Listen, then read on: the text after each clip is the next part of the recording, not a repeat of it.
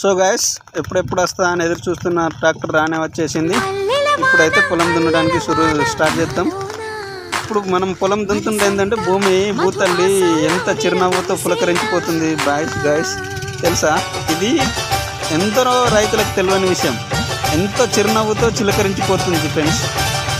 మనం మన కేజీల బండి దాంట్లో దిగడం, నాగంలో దున్నడం, నాగంలో పడి దున్నడం బట్టి భూమి ఎంతో చిలకరించిపోతుంది. ఇంతకాలము నీళ్లు లేక భూమి ఎండి ఇప్పుడు అకస్మాత్తుగా నీళ్లు పెట్టి దున్నేసరికి భూమి ఎంత ఆనందాలతో, ఎంత ఆకృతితో, నవ్వులతో, మంచి వెదర్తో పులకరించిపోతుంది ఫ్రెండ్స్. చూడండి ఫ్రెండ్స్,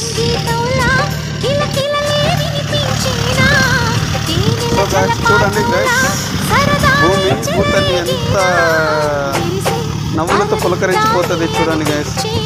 ఎందుకంటే ఎంతో